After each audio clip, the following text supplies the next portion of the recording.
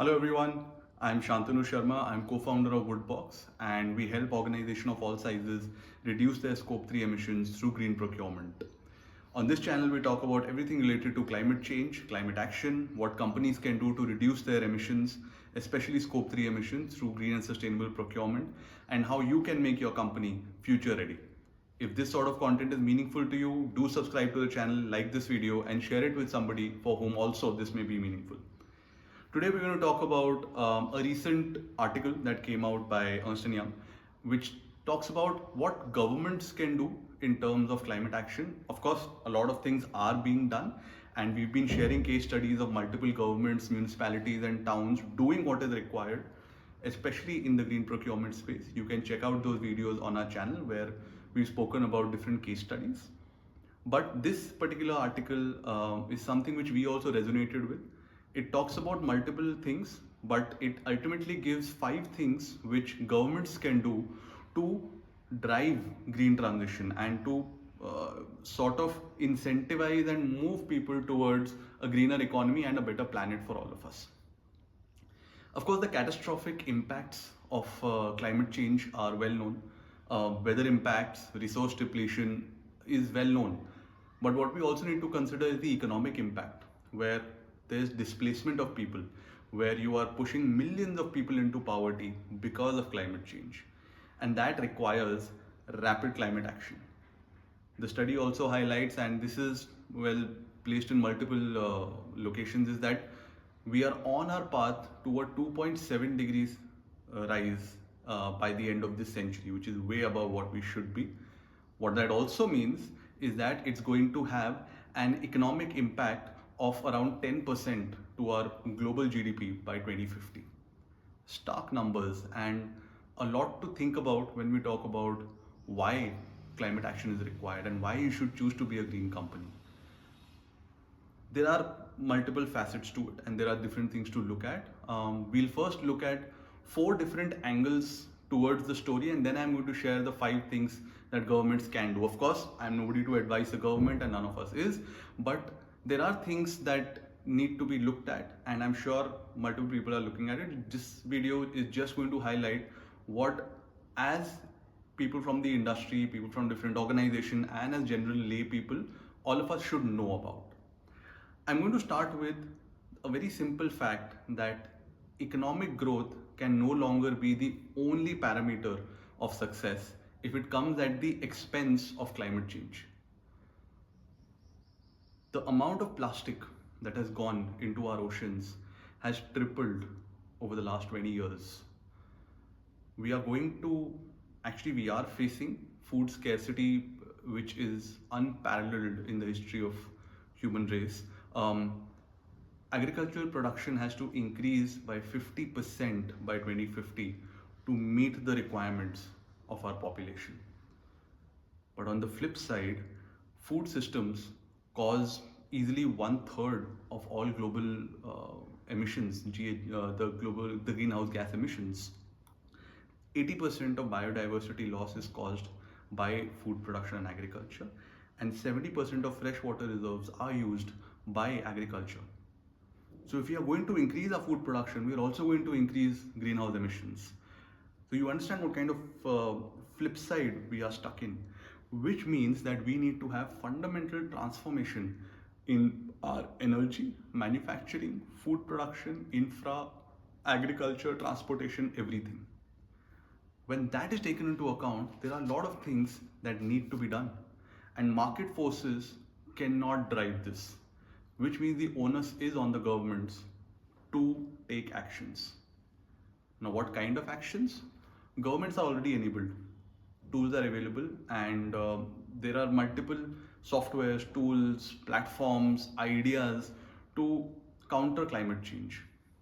But what needs to be done at a very concrete level are policy interventions, tax structures, green taxes, tax rebates, subsidies, loans. Private sector and NGO is leading in this space as of now, but private sector also has its own limitations. They have a critical role to play. Yes, companies and NGOs do have a critical role to play, but they need to be better incentivized to continue doing what they are doing.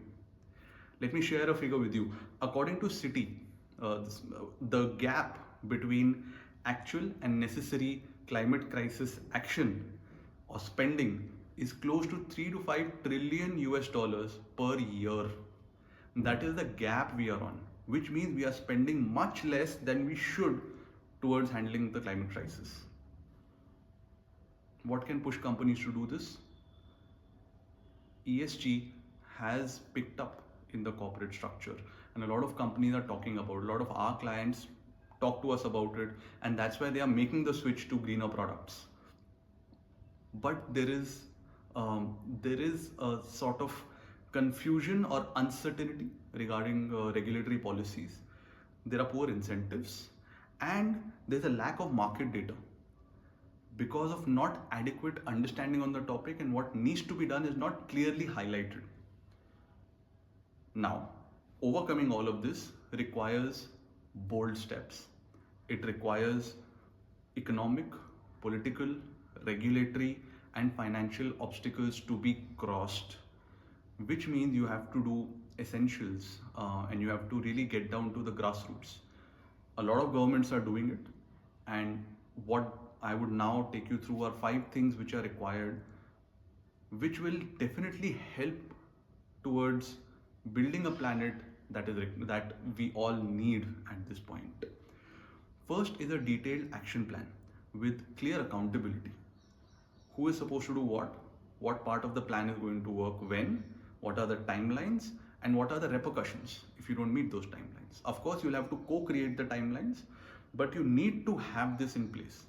Now, when I talk about repercussions, there are also bolder incentives required, because these incentives will drive the market forces which will lead companies and NGOs and private bodies to take up the onus.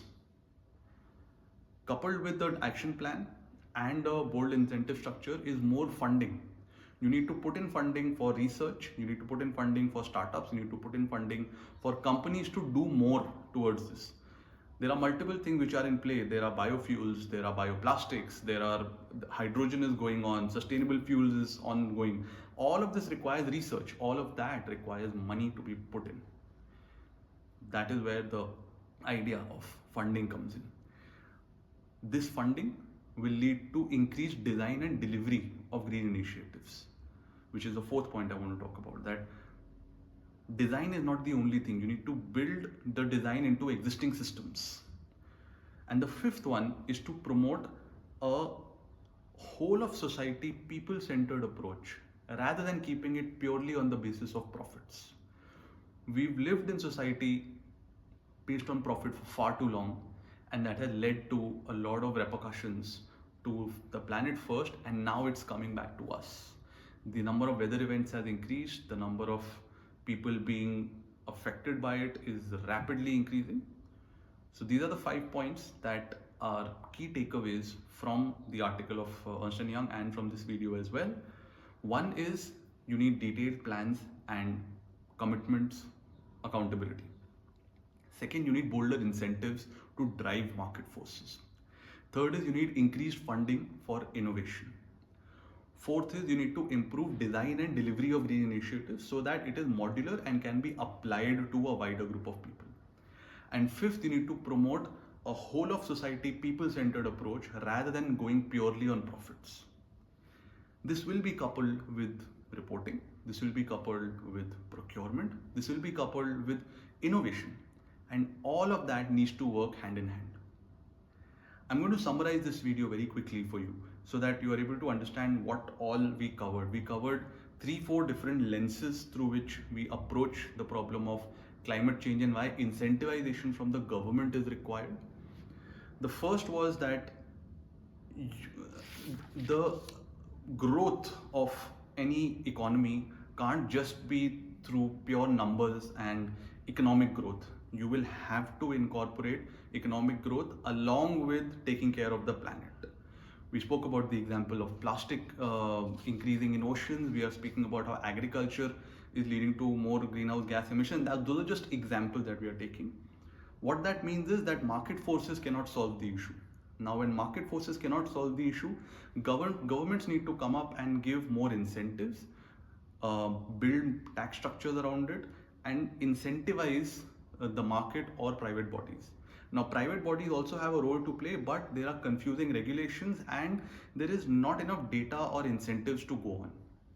Then we came to the 5 things that need to be taken away from this video and something that governments can do. Simply put, you need detailed action plans, you need to put commitments, you need to have bolder incentives for markets, you need to have a incentive or a funding for innovation, you need to have more design, you need to improve the design and delivery of green initiatives, and you need to have a people-centered approach rather than a money-centered approach to growth.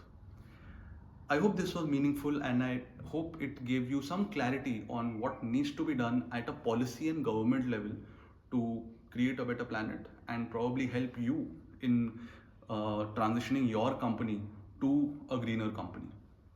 For more information on how you can incorporate green procurement and how you can become a more sustainable brand, you can always reach out to us and we'll be able to help out with whatever solutions are best suited to you. Do like this video, subscribe to the channel, and I hope this was meaningful for you. If you feel this video was useful, helped you learn something, do share it ahead in your network and community. Look forward to seeing you again, and we'll be back with a video very soon. Thank you.